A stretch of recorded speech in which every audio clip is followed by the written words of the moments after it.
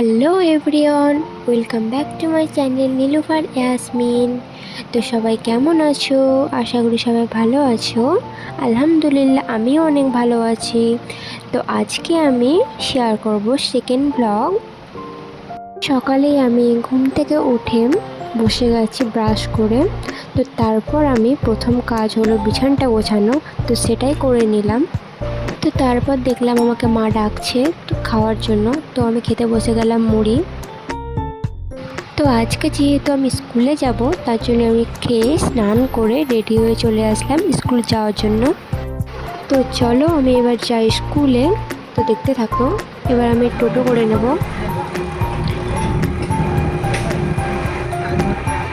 থেকে টোটোতে আসলে মাত্র 5 মিনিট মতো সময় লাগে স্কুল যেতে।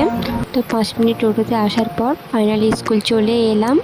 তো আমি পড়ি রামপুরহাট গার্লস হাই স্কুলে। তো স্কুল আমি প্রতিদিন যাই না, তো আজকে যাওয়ার মূল উদ্দেশ্য হচ্ছে আজকে দুটো বই দেওয়ার কথা ছিল, সেটাই আমি আনতে গেছিলাম আজকে। তো যেয়ে দেখি কি অবস্থা, একবার রেশনের দোকানের মতো বইয়ের লাইন। তো দাঁড়িয়ে পড়লাম লাইনে বই নেওয়ার জন্য। তো 10 মিনিট মতো লাইনে থাকার পর বইটা পেয়ে গেলাম।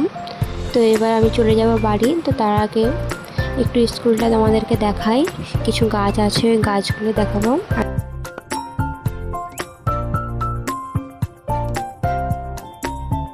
তো স্কুলে এখন যেহেতু আমাদের ক্লাস হচ্ছে না, তো এবার চলে যাব বাড়ি।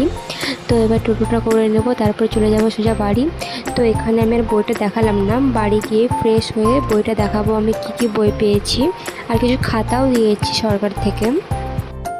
তো আবার বাড়ি গিয়ে ফ্রেশ হয়ে আবার দেখা হচ্ছে। ততক্ষণ আমাদের স্কুলের পাশে পার্ক আছে, ও রাস্তা দিয়ে যাচ্ছি টোটো করে। তো পার্কের ভিউটা দেখো, আর কে কে এসেছো এর গান্ধী পার্ক কমেন্ট করবে।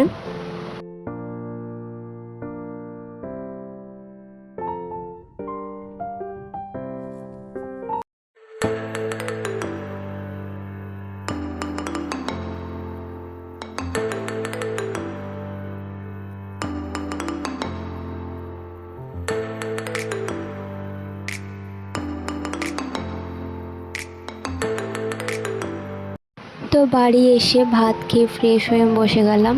তো চলো এবার তোমাদেরকে আমি বইগুলো দেখাই আমি কি কি বই পেয়েছি। তো দুটো কেবল বাংলা বই দিয়েছে আর 5টা খাতা দিয়েছে। তো আজকের এই ব্লগটা এই পর্যন্তই ছিল। তো পরে আবার নেক্সট ব্লগে দেখা হচ্ছে। তো সবাই ভালো থেকো, সুস্থ থেকো, আর প্লিজ একটু সাপোর্ট করো। আর কীরকম লাগছে ভিডিওটা অবশ্যই কমেন্ট করে জানাবে। যদি ভালো খারাপ কিছু লেগে থাকে তো অবশ্যই বলবে। আল্লাহ হাফিজ।